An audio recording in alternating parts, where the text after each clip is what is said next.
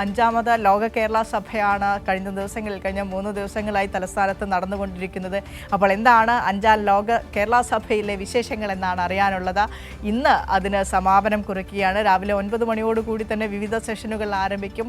Dilna ദിനേശാണ് good morning കേരളത്തിനൊപ്പം ലോക കേരള സഭയുടെ വിശേഷങ്ങൾ പങ്കുവയ്ക്കാൻ ചേരുന്നത്. Dilna, good morning. Good morning Minsha. നല്ല സന്തോഷത്തിൽ ചിരിച്ച് അടിപൊളിയായാണ് ദിൽന നിൽക്കുന്നത്. അപ്പോൾ ലോക കേരള സഭയുടെ വിശേഷങ്ങളായിരിക്കും.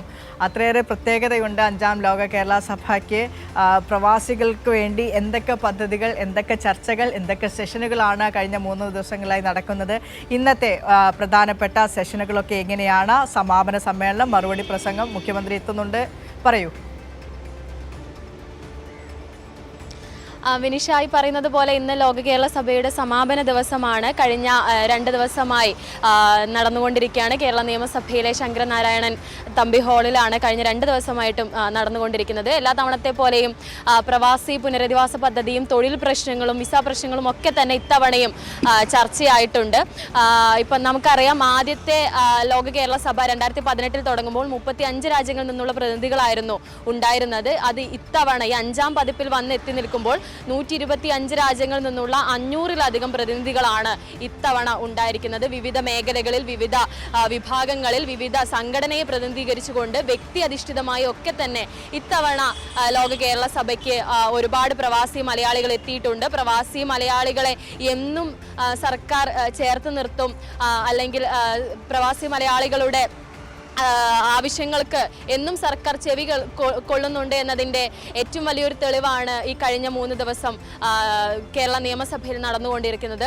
നമുക്കറിയാം, അവിടുന്ന് ഏതൊരാളോട് ചെന്ന് സംസാരിക്കുമ്പോഴും അവരും പറയുന്നത് ഞങ്ങളുടെ ആവശ്യം ഈ സർക്കാർ കേൾക്കും, വന്ന അതേ പ്രതീക്ഷയിൽ തന്നെയാണ് തിരിച്ചു പോകുന്നത് എന്നുള്ളതാണ്. ഇപ്പോൾ കഴിഞ്ഞ 4ാമത് ലോക കേരള സഭയിൽ ഉന്നയിച്ച 28ഓളം ആവശ്യങ്ങളാണ് ഇതിനോടകം തന്നെ പൂർത്തിയായിട്ടുള്ളത്. അതിൽ 23ഉം കേരള സർക്കാരാണ് ചെയ്തിട്ടുള്ളത്. അത്തരത്തിൽ ഇത്തവണയും നിരവധി ആവശ്യങ്ങളാണ് ഉയർന്നിട്ടുള്ളത്. ഇന്ന് 9 മണിയോട് കൂടിയിട്ടാണ് ഇന്ന് ആരംഭിക്കുക. 7 മേഖലാ സമ്മേളനങ്ങളും അതുപോലെ തന്നെ 8 വിഷയാധിഷ്ഠിത ചർച്ചകളും ഇന്ന് നടക്കുന്നുണ്ട്.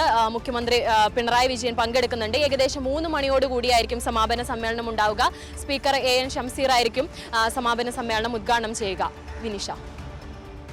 ദിൽന, നമ്മളേറെ ഞെട്ടിച്ച ഒരു വാർത്ത എന്ന് പറയുന്നത് പ്രമുഖ വ്യവസായി CJ റോയിയുടെ ആത്മഹത്യയായിരുന്നു. ഇന്നലെ അദ്ദേഹത്തിൻ്റെ കോർപ്പറേറ്റ് ഓഫീസിൽ വെച്ച് സ്വയം വെടിയുതിർത്ത് മരിക്കുന്ന ഒരു സാഹചര്യമുണ്ടായിരുന്നു. ഇന്ന് ഏതായാലും ലോക കേരള സഭയിൽ നമ്മുടെ വ്യവസായി സുഹൃത്തുക്കളൊക്കെ ഒത്തുചേരുന്ന ഒരു വേദിയിൽ അതിനെക്കുറിച്ചൊരു സംസാരം ഉണ്ടാകാനുള്ള സാധ്യത വളരെ കൂടുതലാണ്. കാരണം പലരുടെയും അടുത്ത സുഹൃത്തായിരുന്നു CJ റോയ് എന്നുള്ള കാര്യത്തിൽ യാതൊരുവിധ സംശയമില്ല.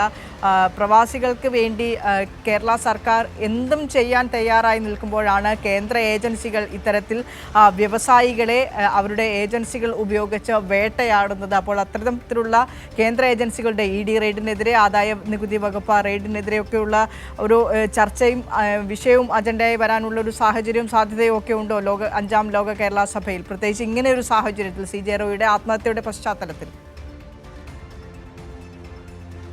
തീർച്ചയായും മിനിഷ, നമ്മൾ ഇന്നലെ ഏറ്റവും കൂടുതൽ ഞെട്ടിയ ഒരു വാർത്ത തന്നെയാണ് അദ്ദേഹത്തിൻ്റെ മരണം എന്ന് പറയുന്നത്. അത് തീർച്ചയായും ഇന്ന് മുൻകൂട്ടി അജണ്ടകളൊന്നും തന്നെയില്ല, പക്ഷേ തീർച്ചയായും അത് ഇന്ന് ചർച്ച വരും എന്നുള്ളതിൽ സംശയമില്ല.